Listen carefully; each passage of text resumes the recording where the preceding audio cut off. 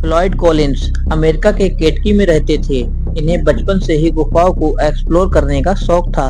इन्हें रिस्क से भरे एडवेंचर में जाने का बहुत शौक था और यही शौक एक दिन फ्लॉयड कॉलिंस की मौत का कारण बनता है।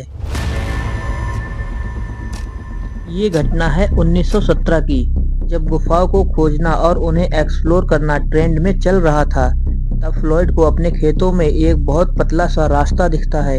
ये रास्ता इतना पतला था कि इसमें केवल एक पतले शरीर वाला आदमी ही जा सकता था। ये कैप दिखने में काफी लंबी और पतली थी। फ्लॉयड को इसे एक्सप्लोर करने का जुनून सवार था। प्लानिंग बनाने के बाद 30 जनवरी 1925 को पहली बार वह उस गुफा को अंदर जाता है। फ्लॉयड अपने साथ कुछ औजार, खाने पीने की चीजें और एक लालटेन ले जाता है। ये गुफा काफी खतरनाक दिख रही थी। चारों तरफ सन्नाटा छाया हुआ था। जैसे जैसे फ्लॉयड अंदर जा रहा था, कैप के अंदर अंधेरा होता जा रहा था और इस गुफा के अंदर अब कई दरारें दिखने लगी थी। ये दरारें आगे बढ़ने पर एक नई गुफा का रूप ले रही थी। फ्लॉयड अब गुफा के काफी अंदर आ चुका था। वो अब सांस लेने में दिक्कत महसूस कर रहा था। गुफा इतनी पतली थी कि फ्लॉयड की बॉडी कैप से रगड़ते हुए निकल रही थी। फ्लॉयड का इस गुफा को एक्सप्लोर करने का ये सफर काफी रोमांचक होने वाला था। तभी अचानक से लालटेन बुझ जाती है। गुफा में अब अंधेरे के अलावा कुछ भी नहीं दिख रहा था। चारों तरफ अंधेरा और सन्नाटा। डर के मारे फ्लॉयड का दिल बैठा जा रहा था। फ्लॉयड डर के मारे कांपने लगा था, क्योंकि अब वह इस अंधेरे में वापस कैसे जाएगा।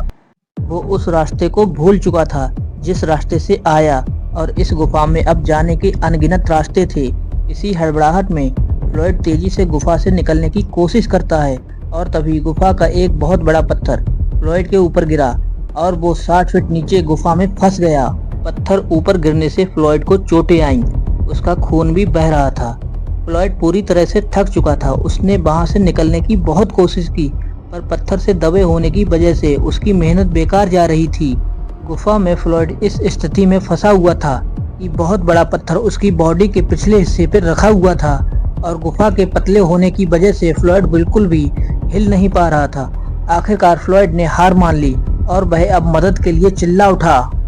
फ्लॉयड गुफा के इतने अंदर दबा हुआ था, शायद ही उसकी आवाज गुफा से बाहर आ पाती और कोई उसकी मदद कर पाता। फ्लॉयड को इस गुफा में फंसे अब 2 दिन बीत चुके थे। भूख और प्यास की वजह से उसे चक्कर आ रहे थे। फ्लॉयड की आवाज भी अब नहीं निकल पा रही थी। जब फ्लॉयड अपने घर नहीं पहुंचा तो उसका बेटा और भाई उस खेत के पास पहुंच जाते हैं जहां पर गुफा थी, और उन्हें जब पता चलता है कि फ्लॉयड इस गुफा को एक्सप्लोर करने आया और वह इस गुफा में फंस गया है, तो वे फ्लॉयड को बाहर निकालने की कोशिश शुरू करते हैं और फ्लॉयड को खाने पीने की चीजें गुफा में पहुंचाई जाती हैं। धीरे धीरे फ्लॉयड को गुफा में फंसने की खबर आग की तरह फैल गई और देखते ही देखते गुफा के आसपास हजारों की संख्या में भीड़ इकट्ठी हो गई।